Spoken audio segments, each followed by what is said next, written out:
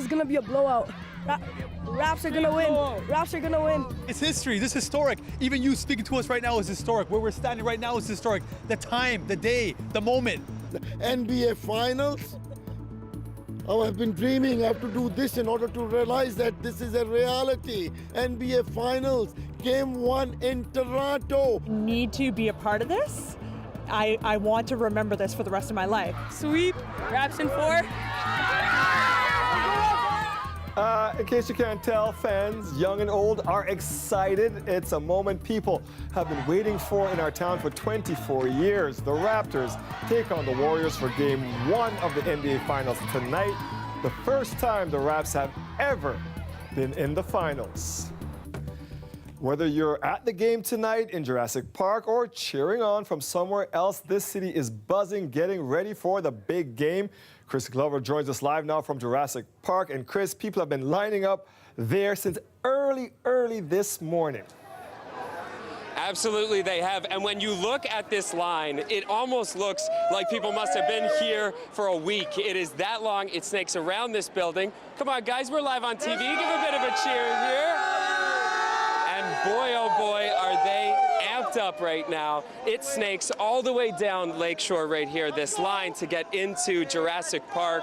And they have traveled from a long, long way away. I talked to some people who are from Scarborough. What's up? CBC? Walk from Scarborough. What's up? Not too bad. We talked to people from New Brunswick, from all over Canada, and internationally as well. This is the kind of line that we are seeing, the kind of excitement that we are seeing. And part of the reason for that is this guy right here, Jerome Williams, who was a Toronto Raptor a few years ago. Hey, Jerome, do you mind if we ask you a couple questions? We're live on TV right now. Why did you want to come to be a part of this party today? It's all about history. History has been made. You know, history was made in 2001, getting out the first round. And, you know, they've made steps within that chapter of the book that's being written for the Raptors. And today is a huge chapter. Win or lose, today is the first day of the NBA Finals that the Raptors have taken it out of the United States, put it on the home court and stage of Canada as the epitome of home court advantage of the finals. Doesn't get any better than that. That's why I'm here. I couldn't miss it. Wore my throwback JYD jersey, got my credentials, got my All-Star Raptor, you know, All-Star ticket, jacket. Look, it's going down. All my fans out there in the Dog Pound, you know what time it is. Dog Pound's here. You see the headband. I got my war paint on, but it's really just skin. That's all it is. And we're getting ready to win tonight. Well, go rile them up. Hey, I saw you earlier. Let's go.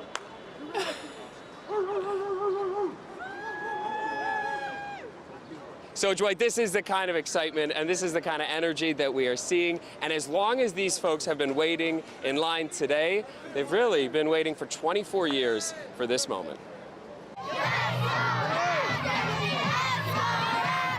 The lesson today at Danforth Gardens Public School is about pride and confidence. Sweep. Raps in 4. I think it's gonna be a blowout. Raps are gonna win. But fourth grader Christian Hall checked the math and says a Raptors win doesn't add up. Going against like the best team in the NBA, so it's most likely that we have a chance, but not a big chance. Hawaii, if you're nervous. Anticipating some jitters against a powerhouse team, the kids at Church Street Public School dished out advice for their favorite Raptors online. Arkansas, if you're nervous, do train breathing. Hi, Kawhi. Good luck with your game tonight. I hope you win. Good luck, Raptors. You got this. Go Raptors! Toronto's mayor tweeted a video of patients at Sick Kids. John Tory announced a charity challenge against Oakland's mayor. It's a fundraiser for Toronto to donate to help treat kids at the hospital. Kawhi Leonard take the W and give them the big fat L. Let's go Raptors! Even before sunrise, big kids partied at Jurassic Park. The first person in line at 4 a.m. didn't want to miss a beat. You know, this is history, right? We've never been here before. We've never been in these finals. I need to be a part of this. I want to remember this for the rest of my life. 24 seasons in the making. When the Raptors moved on to the NBA Finals, the Eau Clairs hopped on a flight out of Brisbane, Australia. Couldn't believe that they won. We were sitting in our lounge room in Brisbane, and yeah, couldn't believe the excitement. I'm surprised you didn't hear James from all the way in Canada with how loud he yelled. It was so exciting. Oh, it's honestly unbelievable. It means so much, like, well, for the team, for the country as well, even though we're not from here. Jenny, I love you. Sydney So is pretty happy with his wife. She got him a $1,200 last-minute flight from Hong Kong and tickets to tonight's game. So I've been to a Raptors game like a long time ago, but this is something special, I think, for the city, for the Raptors, for everybody. That special feeling spreading across the city. With the kids at Danforth Gardens so jacked, they even took our mic. Their excitement kind of says it all.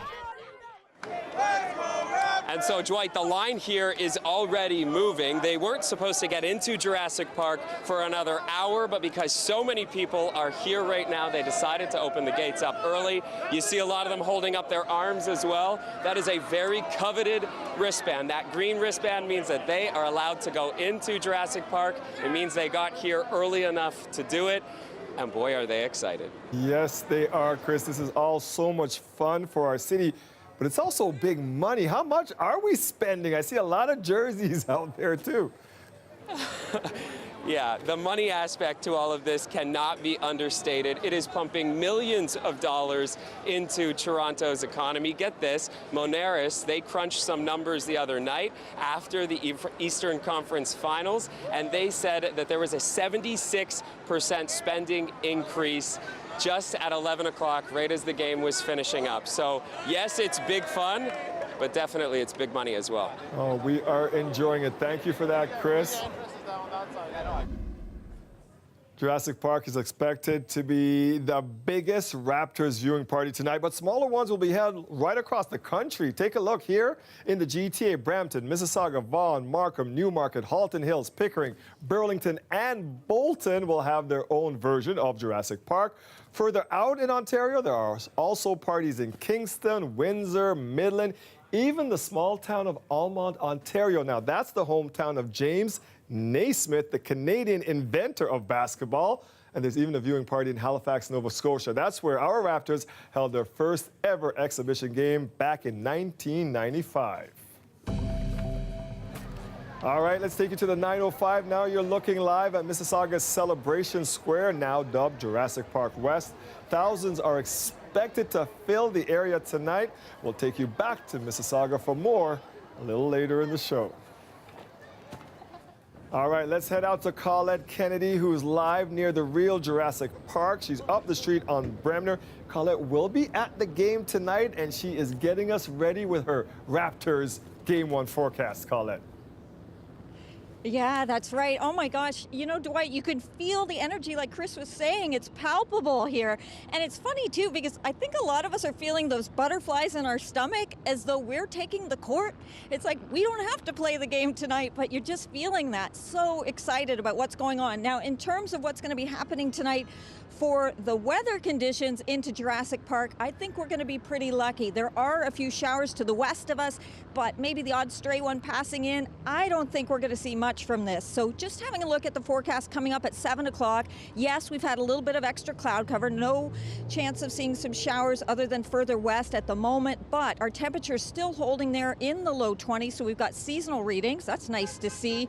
All around, you can see just a little bit cooler as you head a bit further towards the east, towards Oshawa. But here's the radar imagery. Now, there's a little bit, it looks like over Toronto, like something's happening there. That's actually just a bit of virga, so that's not something we need to be concerned about. It's the moving precipitation you're seeing. And you see how not only is it west tracking east, but it's drying up as it goes. So that's why maybe a stray shower could come through here. I really highly doubt it. Looking ahead, though, at what we can anticipate happening over the next 24 hours. In fact, the broader perspective, we're seeing this system passing out of here. As the cold front goes through, what's happening is going to be a clearing trend overnight tonight. Shifts our winds around towards the east, though. For tomorrow, we'll have sunshine to start things off. A little bit of a cooler day. Clouds will build into the later afternoon hours. And then, yes, it's tomorrow evening, overnight into Saturday. We do get into a chance of seeing some showers pushing back in. But the temperature overnight tonight, 10 degrees. We will get into a clearing trend coming after midnight. Tomorrow, again, we start off with the sun because of that clearing trend from overnight, but then in the afternoon, a few more clouds rolling in, and you see the temperature. It's not bad. It's just a little cooler than today with a high of 19, and I hope we'll be enjoying those conditions, Dwight, and the win that we hope to have tonight. Is that a faux pas? Can I say that? We'll be celebrating, I hope. It's okay. We don't need to be unbiased. It's our team when it comes to the Raps. Now let's hope the cold weather... Well, unbiased. Do you see what I'm wearing? Let's hope the cold weather affects the shooting from those guys coming from California to play us. Thanks, Colette. Yeah, those three-pointers, yep. Now, it's been nearly 25 years since the Toronto Raptors played their very first NBA game, and this right here is actually the jacket that they gave out at that inaugural game way back in 1995. I got this one myself. Now, on the court that night, one of the first men to wear those purple dinosaur jerseys, the Mighty Mouse himself, Damon Stoudemire.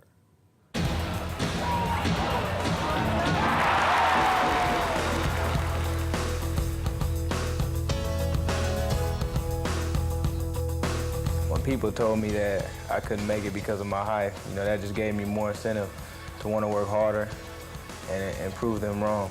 It's something that I always wanted. It's something that I see myself as, short, but powerful and strong. The Toronto Raptors select Damon Stoudemire from the University of Arizona. The first ever pick for our Toronto Raptors. We can still see him walking across that stage. He would go on to become Rookie of the Year. Mr. Damon Stoudemire, so happy to have you back in town, sir. Good to be back. Good to be back. What's it been like watching this team from afar? And can you believe that, your old team is in the NBA Finals?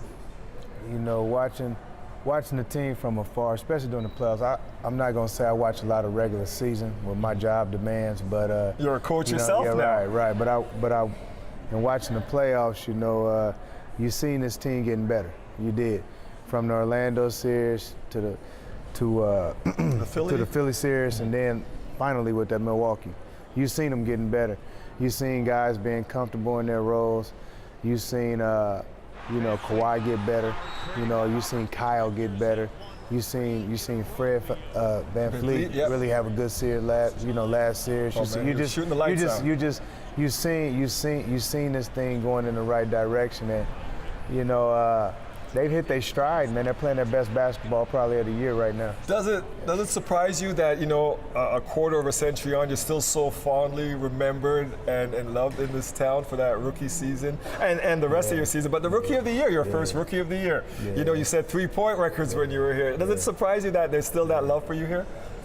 It does. It does in a sense, but at the same time, too, it doesn't surprise me because this city was passionate back then. I think that if you could fast forward what was to come, like the atmosphere doesn't surprise me because as the year went on, my first couple years, they were really enthusiastic. They supported the team through thick and thin, and one thing about this city that I realize is that when the team suffers, they suffer.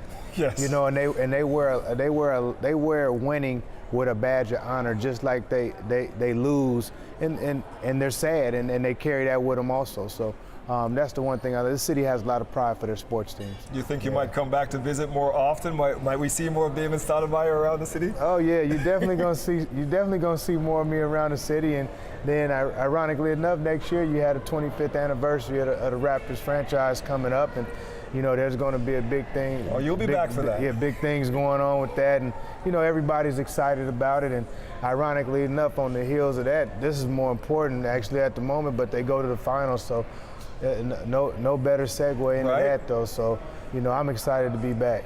Prediction for the series. Everybody's asking me for predictions. That's what I say. From Toronto's standpoint, they're going to need a locked-in team, coaching staff, to beat the Warriors 4 times because they're a seasoned team. They've been through wars. They've been through ups and downs. They know exactly what it takes. You don't get the 5 straight finals by accident. I think the Raptors are playing their best basketball. And if you want to say, okay, where are some advantages that the Raptors have? Obviously, we can talk about Kawhi, but I I really feel like Marc Gasol has to be integral in this series. You know, unless they're playing small ball, I really feel like he has an advantage at center. So their bench is going to have to play big also. I think they have an advantage at bench with Fred. You know, so we'll see what's going on with that. But you know, transition, rebounding, you know, those things are going to also play key. They could have used a little Mighty Mouse out there, man. Some speed on the guy. I feel like Fred plays a little bit like you, man, with the speed. Well, I tell you what, shooting. I tell you what, Fred keeps shooting that three. He's shooting it a little better than I did right now. So. Fred, the open three, good! We appreciate the contribution to our city. All right. This is where it started, folks. Our first draft choice, and he went on to become the Rookie of the Year and did us really proud, man. Nice to have you. All right, thank you. Of course, we have more Raptors coverage for you still ahead as the fans are all lined up down there. We take a look at how Jurassic Park evolved throughout the last few years and became what you're looking at right now. And we'll take you back 25 years into our archives and show you how the Raptors came into existence. That's all coming up. Plus, you see that guy shooting hoops behind me? You may want to remember his name. It's Ian Lee, and he's the first Chinese-Canadian to be recruited to play basketball for a Division I school. In September, he'll be in Washington, D.C., playing for Howard University. I'm Kelly Yoon in North York. Coming up, his journey to get to this point, the hurdles he's faced, and his dreams for the future. water levels on Lake Ontario have now reached their highest level in recorded history. The city updating the situation today. As residents of the Toronto Islands continue to watch the situation closely, the city says water breached areas within Algonquin Island yesterday, and the high water has forced ferry service to be halted to Hanlan's Point. The city is operating pumps to keep water levels down. More than 20,000 sandbags have been placed across the islands to protect homes and businesses. With the warmer weather comes a less desirable part of the summer season, mosquitoes. Official mosquito season begins mid-June, but Toronto officials are advising residents to be proactive and protect themselves against West Nile virus. Taylor Simmons explains. It's a picturesque time of year, but with the picnics and park outings comes the mosquitoes. And while the small bugs are a nuisance, city officials are reminding residents they can also be dangerous. West Nile remains a low risk for Torontonians, but it can be a serious illness. The city kicked off its West Nile virus prevention program today. It's a serious disease spread through mosquito bites.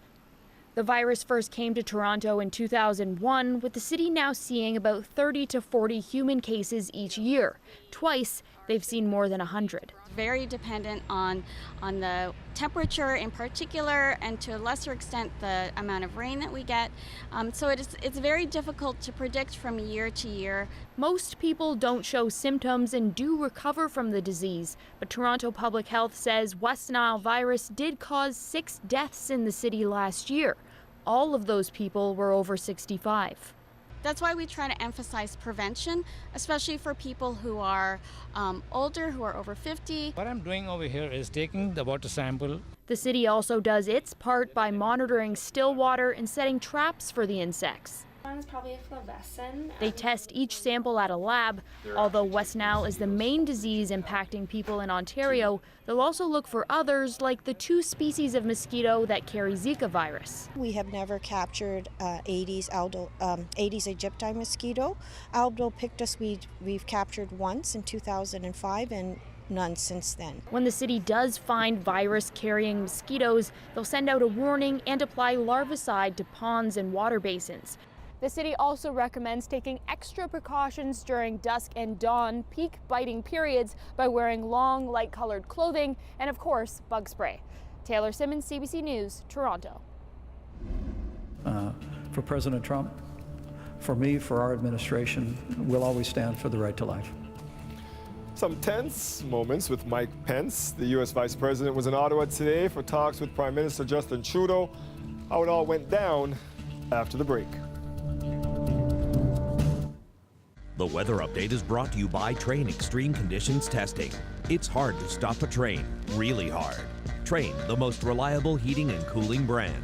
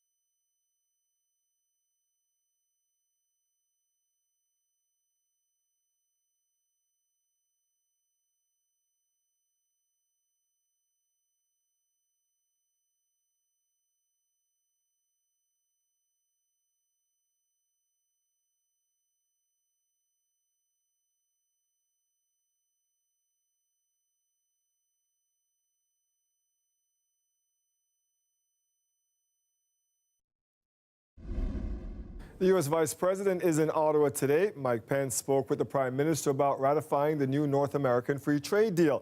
But Justin Trudeau also brought up something far more controversial, the growing number of states restricting access to abortion. Our senior reporter, Julie Van Duzen, is covering the story for us in Ottawa tonight. Julie, let's start with the free trade deal. What is Pence looking for, and where do things stand now? Well, it was his idea to come here to talk about the ratification of what the Americans call USMCA, what we call the new NAFTA. So for us, the thing is, we tabled the legislation here in Canada yesterday. It was signed, this deal, last year in November, but the thing is, it has to be ratified by all three legislatures. So yesterday we took the first step. Now, our House of Commons only sits for 3 more weeks, so it's going to be interesting to see how this thing will get through. And should it get through anyway, Dwight, because in the U.S. right now, the Democrats under Nancy Pelosi have real problems and concerns with USMCA down there. They're concerned about certain labor provisions and the cost of pharmaceuticals and labor conditions. So it's not clear exactly how all this is going to shake down. Pence says he wants it through in all 3 countries by the end of the year, and Trudeau said he would certainly like the Democrats to get on board in the U.S. So take a listen. I want to assure the people of Canada that your Prime Minister drove a hard bargain, as did our President, but we believed it could be a win-win-win. We look to the U.S. Democrats to understand our significant improvements and our issues that, like Canadian Liberals, they care deeply about. Julie, anyone following American politics knows where Mike Pence stands when it comes to abortion. So why is our Prime Minister bringing up this issue with him during the visit? Well, I think he's doing it in the backdrop of our election coming up. Yesterday, he signaled that he wanted to bring this up, what he called the backsliding of women's rights from conservative movements here in Canada. Read into that Andrew Scheer, who he's trying to pin with this, in the United States and around the world. So, and of course, we know what's going on in the States, with 9 states just in the last year bringing in more restrictions on abortion. There was no meeting of the minds here. Take a listen. Issue. Highlighted to the Vice President that there was a significant amount of concern amongst Canadians on the new anti-choice laws being passed. Canada will deal with those issues in a manner that the people of Canada determine most appropriate. But for President Trump, for me, for our administration, we'll always stand for the right to life.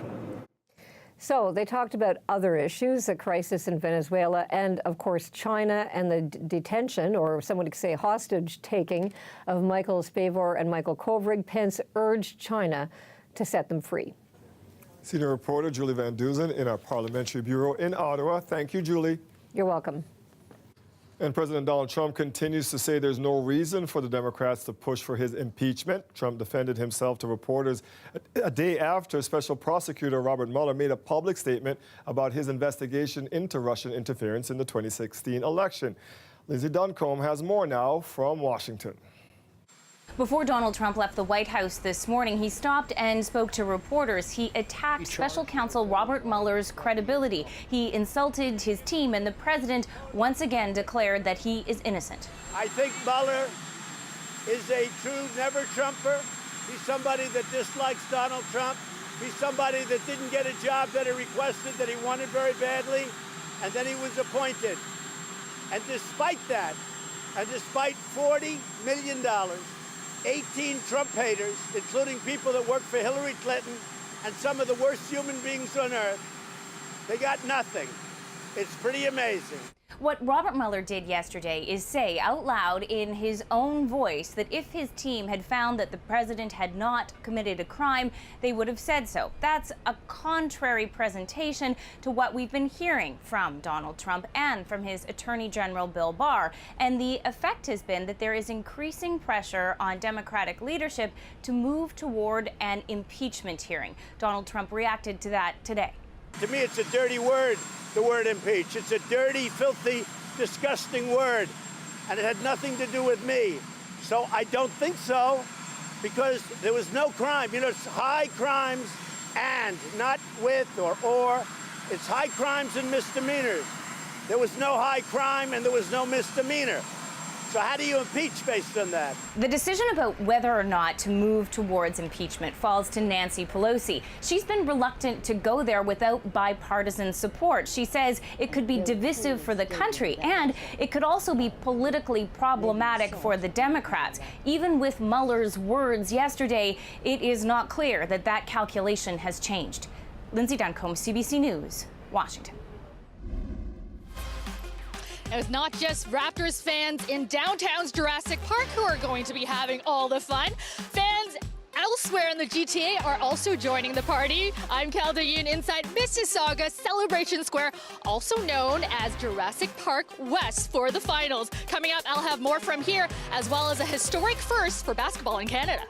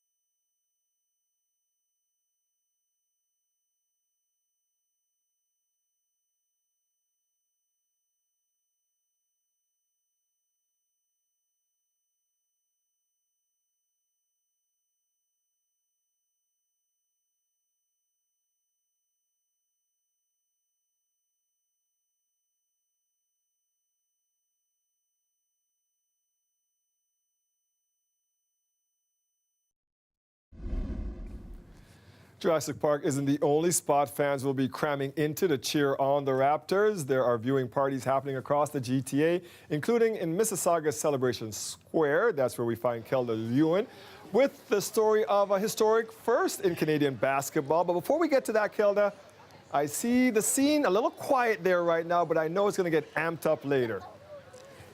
Oh yeah, the game starts at 9, so we have a couple of hours, but people are already starting to file in. Lots of fans, young and old, they're wearing their jerseys, and there's lots of activities here as well. As you can see, there's people playing basketball, there's people playing soccer, other shenanigans. Behind me, you can see the stage. There's 2 big screens set up. It's anticipated that hundreds of people will be coming here for the game tonight. So yeah, not just downtown Jurassic Park, it's going to be a party here at Jurassic Park West. Now, the city of Mississauga as well as Brampton was granted permission by the MLSC to hold these outdoor public viewing parties because, the MLSC also wants those, outside of the downtown core in the 905 to have the opportunity to gather together and cheer on the Raptors. Earlier today, I spoke to a man from the 905 a little farther north. He's from Richmond Hill. Now, he recently became the first Chinese Canadian to be drafted by the top to play basketball at the highest level of U.S. college sports. His name is Ian Lee. I spoke to him earlier today. Check it out. And then I freeze and you have a shot. Ian Lee got the offer just earlier this month, the chance to play Division I basketball for Howard University in Washington, D.C. That was the dream. That was what I thought about as a kid because I would watch March Madness. And that was just surreal to me. And every kid, obviously, dreams of being in the NBA, but I thought of D1 first. It's a dream 15 years in the making. As a kid, I would always watch basketball, Raptors, with my dad, my mom. He will watch how players play and immediately pick up the moves. Moves that he would hone for hours right here at Falstaff Community Center in North York under the coaching of Ro Russell. Look at that. Oh. It was Russell who first saw Lee's potential when he came to him in grade 4, and Russell who sent him first to Virginia, then Ohio to play high school basketball against the best in the U.S. He was very confident and natural in that environment, playing against guys older than himself. Coach Ro always told me to keep chips on my shoulder. He always told me that everyone that doubted you, everyone that doesn't believe in you, just keep those chips on your shoulder. And as a Chinese Canadian, Lee has faced his share of doubts. Like, do Asians, are they good at basketball? Can they play basketball sort of like this? They feel they're not tall enough, they're not good enough, and all those things. But I think this will open up the opportunity for them. For Lee, it was Jeremy Lin who opened the door. And get this, Lin's coach when he was playing college basketball at Harvard will be the same man who will coach Lee at Howard University this fall. Lee even got to meet the Toronto Raptor recently after a game. Being an American, Chinese, going to the NBA, doing what he does, and just meeting him is like you're looking at someone who's done what you're trying to do. He has conquered all the obstacles all by himself, and I'm very proud. Lee, though, maintains it was a team effort. If I didn't believe in me, at least I knew they were going to believe in me. Now, as you heard in that story, Ian Lee, his dream started when he was watching the Raptors when he was 4 years old as a young kid with his mom and dad. No doubt some kids here today will probably be watching the screen and dreaming of a basketball career of their own in the future. Now, I have here some kids with me. They're all Raptors fans. Some of them play basketball as well. I have Chara here. Now, you were telling me that you like to play basketball. Yeah? Do you hope to one day play basketball professionally? Yeah. Yeah, that's a dream of yours? Yeah. But for now, we're cheering for the Raptors, right? Yeah, go Raptors. And Christopher here, you're a big Raptors fan. You have the hat. What do you predict tonight?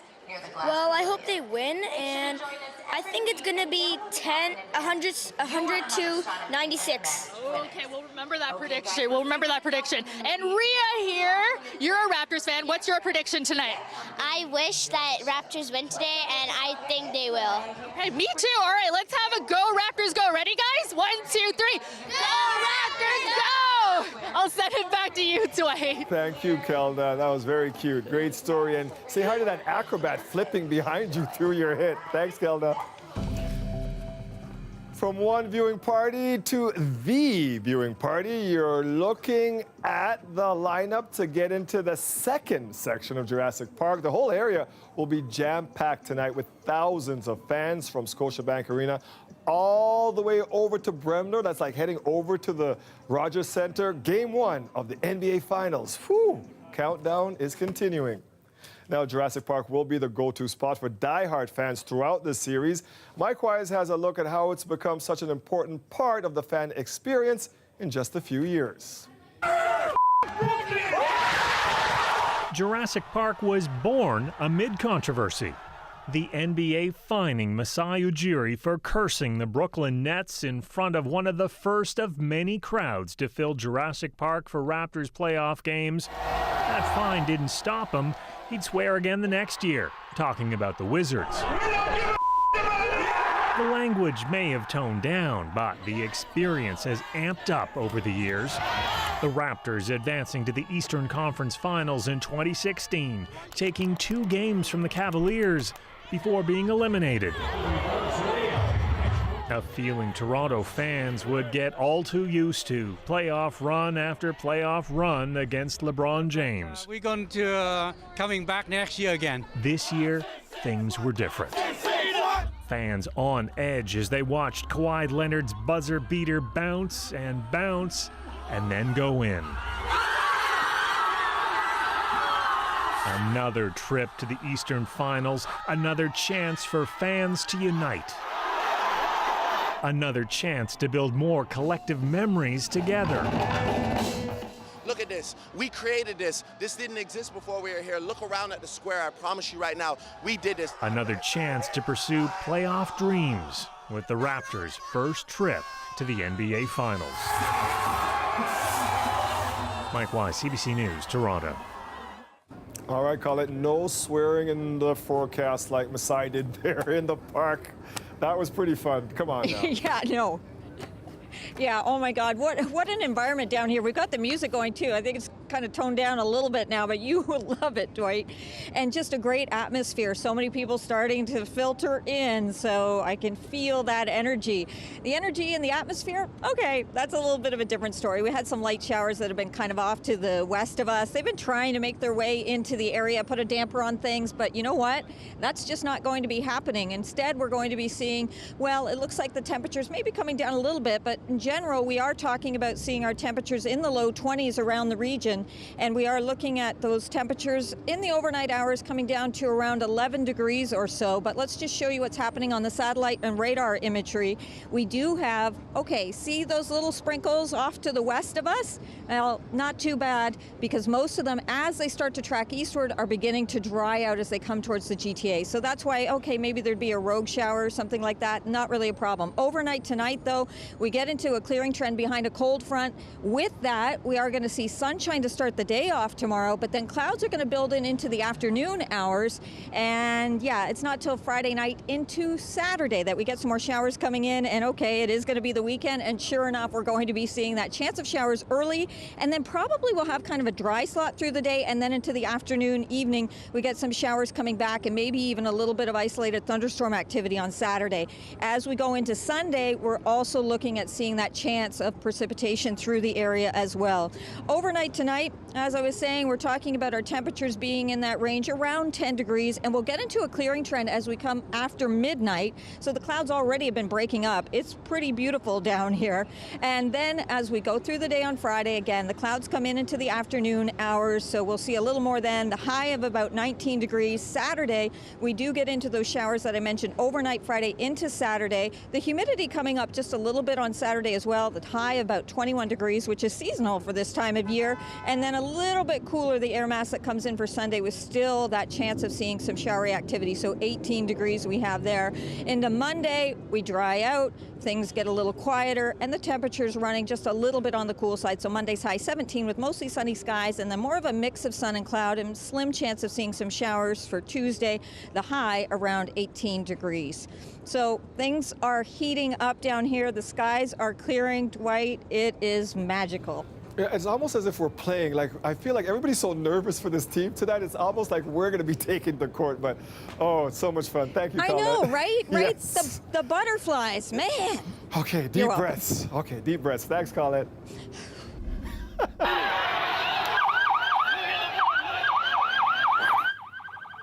This is video And it shows why a handful of Raptors fans are under investigation. We told you yesterday about 7 men who are now wanted by police for mischief after jumping on the top of a police cruiser. One of those men has now turned himself in. The one suspect who is wanted for threatening death against an officer has not.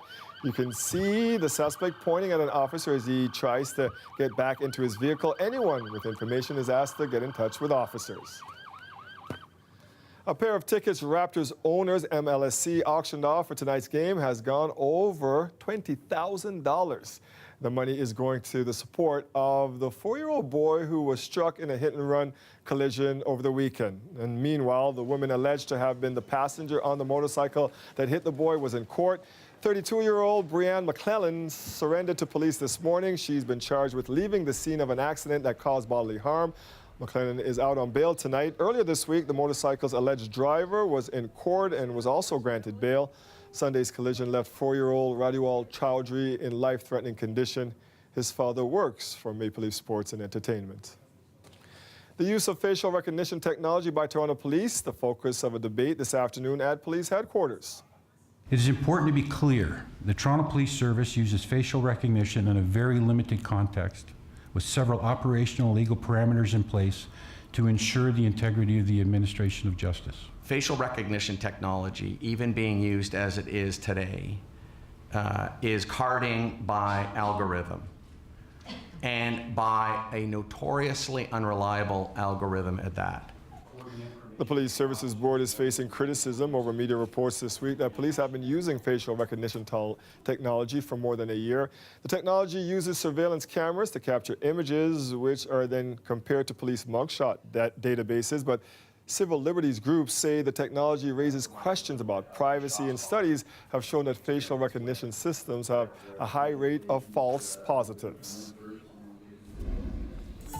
And as we head to break, here's a look at where the markets closed today. Stay with us. We'll be right back.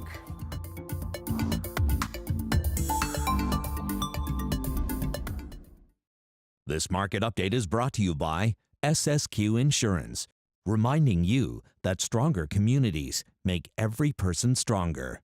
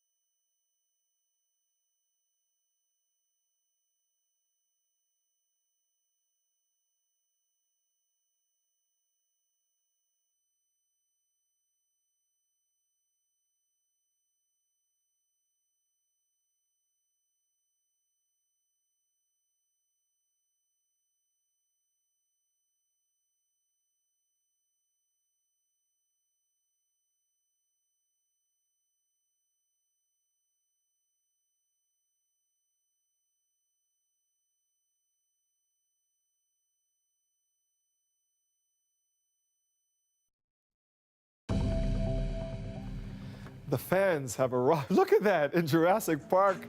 Check this out. They stretch all the way back from Scotiabank Arena to, like, you can see the dome or Rogers Centre in the background there in the base of the CN Tower. That's how far this goes. From the 905 to the 416 and right around the country, Canada is ready to cheer on the Raptors in Game 1 of the NBA Finals. Tip-off at 9 tonight. And it's been a long journey for Toronto to get to where we are today. For our Throwback Toronto segment, we take a look at how the Raptors came to be, well, the Raptors.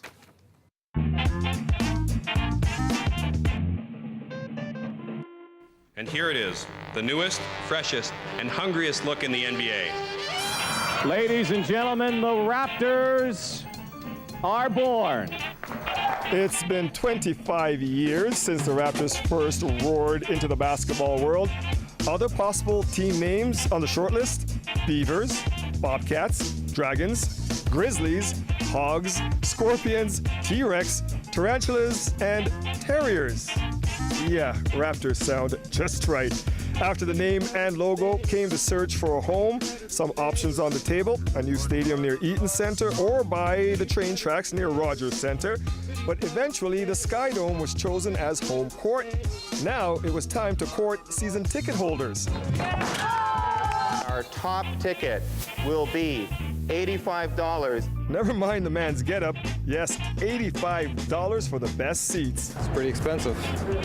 It's beyond what I'd expect to pay. That's probably reasonable for a top seat ticket. I think in the States the top tickets they're over $100. The worst seats, just $5. Sure, I'd come with a couple of friends to see it. $5 is a pretty good price to see the game. The next step, finding their first general manager, Isaiah Thomas. My task has been clearly defined for me. It's to eventually one day bring a championship here to Toronto. And on November 3rd, 1995, the Toronto Raptors played their first home game.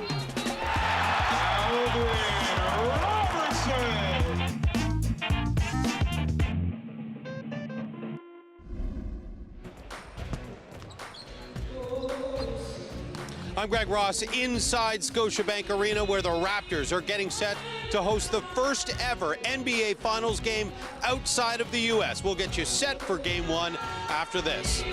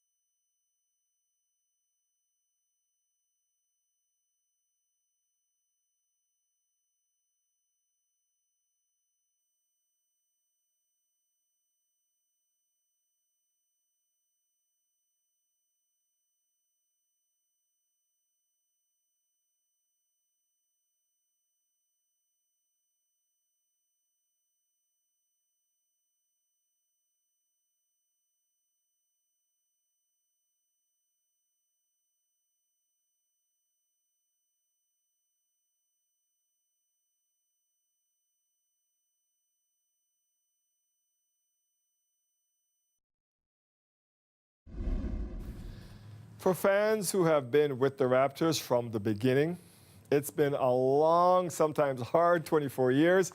It's not about to get any easier, though. Greg Ross joins us live now from Jurassic Park. And Greg, our Raptors beat some good teams in these playoffs, but the Golden State Warriors are two-time defending champs trying to three-peat. They've been here 5 times in a row. For those of us who may be seeing the Raptors for the first time, break down the roster and who poses the biggest threat. Well, I think their biggest threat might be out of the lineup for Game 1 tonight and possibly the entire series. We don't know yet, and that's Kevin Durant. He's the reigning two-time NBA Finals MVP, but he has a leg injury, and he did travel with the team here to Toronto, but it's definite that he won't be in the lineup tonight. They won't say whether or not he'll be here for Game 2, but he did travel with the team, so it is an option. They say he has to get a full practice in. But other than that, they have so many stars on this roster. Remember, they did win a championship without Kevin Durant as well, and they were led by Steph Curry, who's also been picking up the slack. In fact, Kevin Durant missed all of the last series, but Steph Curry was there hooking up with Draymond Green, and they were able to get the job done. And of course, they are one of the best three-point shooting teams in the history of the NBA, led by Steph Curry and Klay Thompson, guys who can hit from beyond the arc at will at times. So that's something that the Raptors are going to have to contend with. But this is definitely a team, even without Kevin Durant, that is loaded with all-stars and a team that can do a lot of damage. His dad played for the Raptors. He lived in our city for a while. He's married to a lady from Scarborough. Hopefully he's going to take it easy on us. Now, the Raptors' defense has reached another level in these playoffs. They were effective shutting down some really good players in the last 3 rounds. Can they do this against a stacked team like the Warriors? Well, it's not a matter of can, it's a matter of they have to do this. They have no other option. The defense has been the key for the Raptors throughout these playoffs, led by Kawhi Leonard, of course, who has been spectacular, but they've also gotten some great defense from players like Marc Gasol, who they brought in at the trade deadline. Serge Ibaka has been fantastic, rebounding as well. So, yes, the defense is important.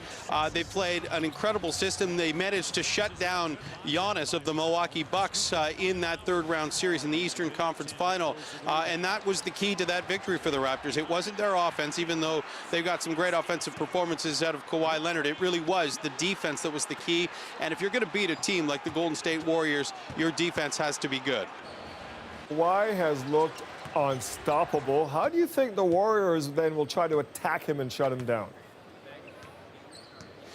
Well, you know, that's a tough task. And you remember in the last series, the Milwaukee Bucks talked about how difficult it was. There was times where they doubled and even triple-teamed Kawhi, and they just couldn't shut him down. I mean, he's got so many weapons. He's still averaging over 30 points a game in these playoffs, and he's proving to be the best two-way player in the league. Obviously, fantastic on defense and great on offense. So I think the Golden State Warriors will do the same thing. They'll try and shut him down. But I think one of the keys for the Raptors in that last series is we saw the emergence of some of the bench players like Freddie VanVleet, who came in and started hitting from beyond the arc. We saw Norman Powell come in with a couple of big games late in that series, and that was the difference. You had the other players around Kawhi Leonard stepping up and helping out, so he had options. If they were double teaming him, triple teaming him, there were other weapons on the Raptors. Kyle Lowry had some big games. That's what we're going to have to see in this series, and we might have to see some other guys like Danny Green, who struggled in these playoffs. We might need to see him step up. This is another three-point specialist. You're going against a team like the Golden State Warriors. You could use a three-point weapon of your own, and Danny Green has proven in the NBA Finals that he can hit threes with the best of them. Three-point shooting on both sides going to be key to this series. Thank you for that, Greg. Let's head outside now. This is Jurassic Park. It's filling up. Doors were supposed to open at 7, but there's no stopping the city's excitement. They're already in there. Game 1 goes at 9. Countdown continues. Stay with us. We'll be right back.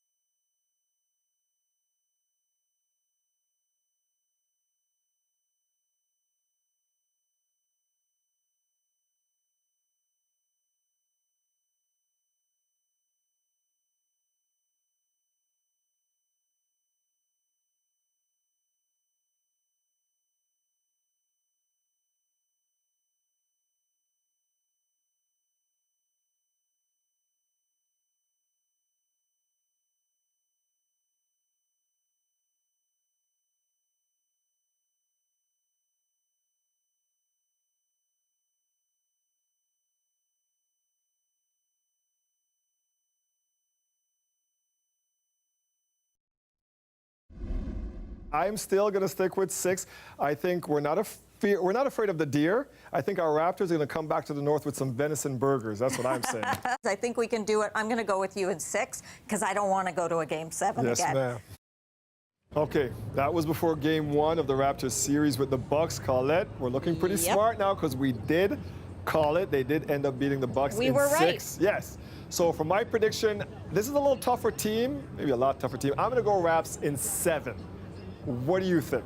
Raps in 7. We're going to stick with it. So this is my concern, is that I feel like if I'm not in agreement with you, we do well when we both agree on what they're going to do. But I have something kind of controversial to say, which is I think they might do it, Raptors, in 6. Wow. Which means they'd be away. I know. I want them to win here, but that's what I think is going to happen. The producer was telling me. Are you speechless? Did your dog have a prediction quickly before we leave now? Was there something my about dog, your pup? yes. Yeah.